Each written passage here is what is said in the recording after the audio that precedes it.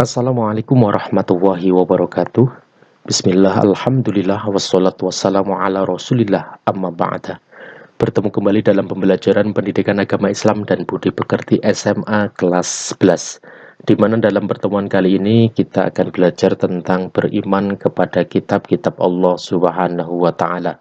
Untuk itu marilah kita berdoa, mudah-mudahan kita mendapatkan ilmu yang bermanfaat. Bismillahirrahmanirrahim. Rabbi zidni ilma warzuqni fahma. Amin amin ya robbal alamin. Baik, kita lanjutkan ke materi yang pertama, yaitu tentang pengertian iman kepada kitab-kitab Allah Subhanahu wa Ta'ala, di mana pengertian ini dibagi menjadi dua. Yang pertama adalah pengertian secara bahasa. Iman yaitu yakin atau percaya atau membenarkan, dan kitab yaitu buku atau lembaran risalah. Kemudian pengertian secara istilah iman kepada kitab-kitab Allah Subhanahu wa Ta'ala, yaitu mempercayai dengan sepenuh hati, diucapkan dengan lisan bahwa Allah Subhanahu wa Ta'ala telah menurunkan kitab kepada Rasul-Nya untuk dijadikan sebagai pedoman dalam menjalani kehidupan dan mengamalkan keyakinan tersebut dalam perbuatan.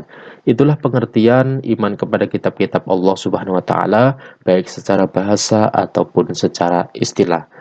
Selanjutnya, dalil iman kepada kitab-kitab Allah Subhanahu wa Ta'ala. Ini salah satunya dijelaskan dalam Quran surat An-Nisa ayat 136. Bismillahirrahmanirrahim.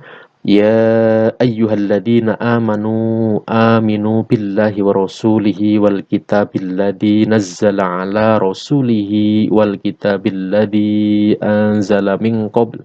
Wa may yakfur billahi wa malaikatihi wa kutubihi wa rusulihi wal yaumil akhir faqad dhalla dhalalan ba'ida. Wahai orang-orang yang beriman, tetaplah beriman kepada Allah dan Rasul-Nya Muhammad, dan kepada kitab Al-Quran yang diturunkan kepada Rasul-Nya, serta kitab yang diturunkan sebelumnya. Barang siapa ingkar kepada Allah, malaikat-malaikatnya, kitab-kitabnya, Rasul-Rasul-Nya, dan hari kemudian, maka sungguh orang itu telah tersesat sangat jauh. Quran Surat An-Nisa ayat 136. Kemudian cara kita mengimani kitab-kitab Allah Subhanahu wa Ta'ala.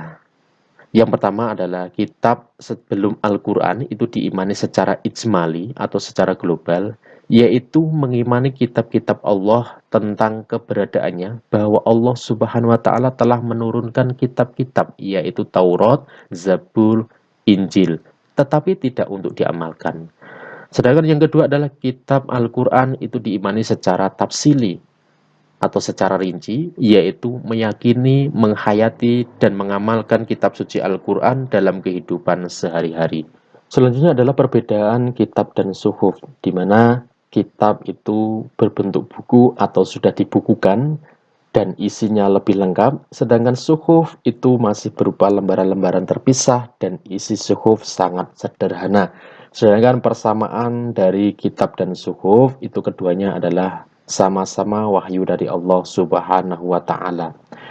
Suhuf-suhuf Allah Subhanahu wa Ta'ala itu diberikan kepada para nabi, di antaranya Nabi Idris alaihissalam menerima sebanyak 30 suhuf, Nabi Sis alaihissalam menerima sejumlah 50 suhuf, Nabi Ibrahim alaihissalam menerima 10 suhuf, Nabi Musa alaihissalam menerima 10 suhuf. Bismillahirrahmanirrahim. Inna hada lafis suhufil ula suhufi Ibrahim wa Musa. Sesungguhnya ini terdapat dalam kitab-kitab yang dahulu, yaitu kitab-kitab Ibrahim dan Musa. Selanjutnya adalah kitab-kitab Allah Subhanahu wa Ta'ala, di mana kitab-kitab Allah ini diturunkan kepada para nabi dan rasul. Di antaranya yang pertama adalah Taurat diturunkan kepada Nabi Musa alaihissalam, Zabur diturunkan kepada Nabi Daud alaihissalam, Injil kepada Nabi Isa alaihissalam, dan Al-Quran kepada Nabi Muhammad Sallallahu Alaihi Wasallam. Kita akan bahas satu persatu. Yang pertama adalah kitab Taurat. Kitab Taurat diwahyukan kepada Nabi Musa alaihissalam sebagai petunjuk dan bimbingan baginya dan bagi kaum Bani Israel.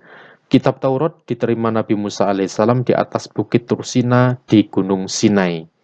Semenanjung Sinai ini adalah sebuah wilayah yang berada di negara Mesir, terletak antara benua Afrika dan Asia, sekitar 450 km dari ibu kota Kairo. Kemudian isi Dari kitab Taurat ini adalah ada 10, diantaranya yang pertama adalah kewajiban meyakini keesaan Allah, kemudian menyebut nama Allah dengan hormat, supaya mensucikan hari Sabtu, yang keempat adalah menghormati kedua orang tua, kemudian larangan membunuh sesama manusia tanpa alasan yang benar, kemudian larangan berbuat zina atau cabul, larangan mencuri, larangan berdusta atau menjadi saksi palsu, yang kesembilan larangan berkeinginan berbuat cabul, dan yang kesepuluh adalah larangan mengambil hak orang lain. Selanjutnya adalah kitab Zabur. Dalam bahasa Arab disebut Mazmur dan dalam bahasa Ibrani disebut Mizmar, yaitu nyanyian rohani yang dianggap suci. Kitab Zabur diterima Nabi Daud alaihissalam sebagai petunjuk bagi kaum Bani Israel. Quran Surat An-Nisa ayat 163. Isi Zabur diantaranya yaitu nyanyian untuk memuji Tuhan, nyanyian perorangan sebagai ucapan syukur, ratapan-ratapan jamaah, ratapan dan doa individu, nyanyian untuk raja. Selanjutnya adalah kitab Injil.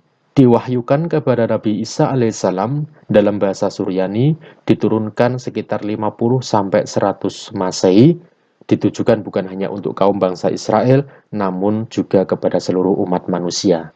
Kitab Injil berisi perintah untuk kembali pada tauhid yang murni, ajaran yang menyempurnakan kitab Taurat, pembenaran terhadap kitab-kitab yang diturunkan sebelumnya, dan ajaran agar kita hidup sederhana dan menjauhi sifat tamak.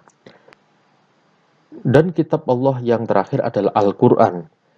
Al-Quran diturunkan Allah Subhanahu wa Ta'ala kepada Nabi Muhammad SAW agar dijadikan petunjuk dan pedoman bagi seluruh umat manusia dalam menjalani kehidupannya.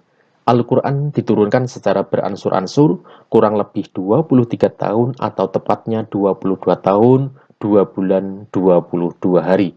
Di dalam Al-Quran dijelaskan tentang akidah, ibadah, akhlak, muamalah, kisah, dan semangat mengembangkan ilmu pengetahuan. Al-Quran menghapus sebagian syariat yang tertera dalam kitab terdahulu dan melengkapinya sesuai dengan perkembangan zaman. Selanjutnya adalah proses diturunkannya Al-Quran kepada Nabi Muhammad SAW. Di antaranya, malaikat memasukkan wahyu itu ke dalam hati Nabi Muhammad SAW. Kemudian malaikat menampakkan sebagai seorang laki-laki yang mengucapkan kata-kata kepada Nabi Muhammad SAW. Kemudian wahyu datang kepada Nabi Muhammad seperti suara lonceng. Dan kemudian malaikat menampakkan diri kepada Nabi Muhammad SAW dalam wujud yang asli. Itu adalah diantaranya proses diturunkannya Al-Quran kepada Nabi Muhammad SAW. Selanjutnya, manfaat diturunkannya Al-Quran bagi umat manusia secara beransur-ansur. Di antara yang pertama, agar lebih mudah dimengerti dan dilaksanakan. Kemudian turunnya Al-Quran sesuai dengan peristiwa yang terjadi. Kemudian memudahkan untuk diingat dan dihafal.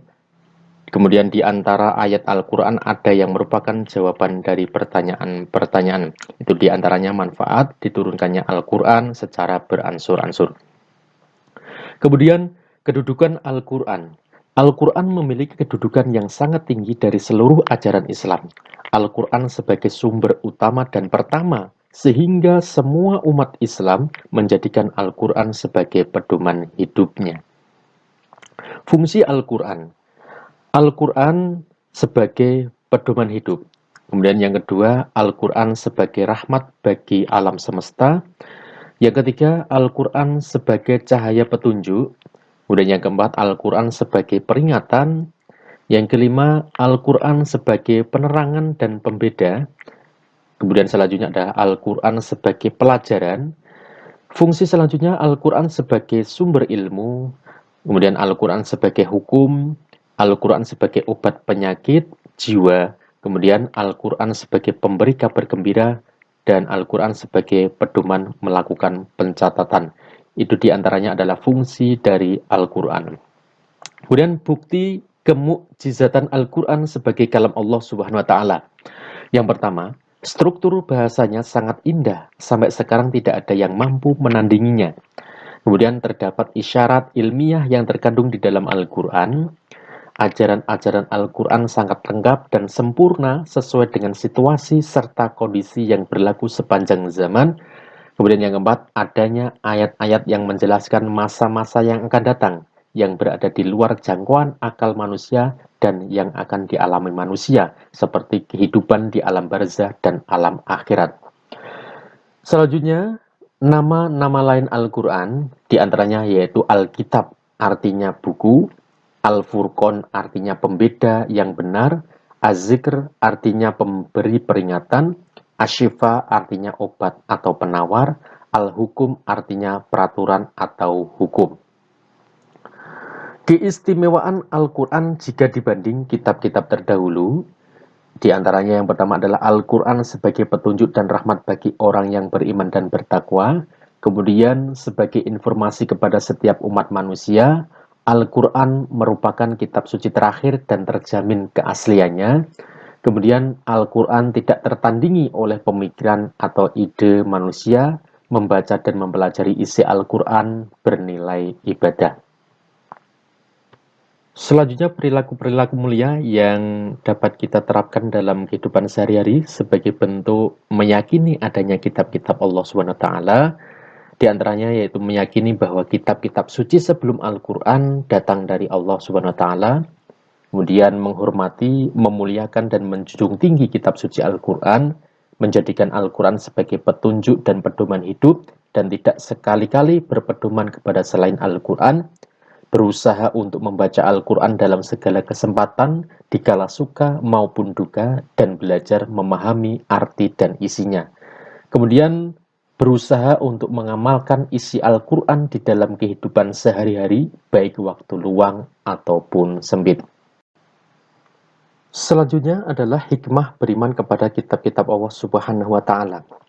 Di antaranya yaitu memperkuat keimanan kepada Allah Subhanahu wa Ta'ala. Yang kedua, mengetahui bagaimana berperilaku yang baik dan benar dalam kehidupan sehari-hari.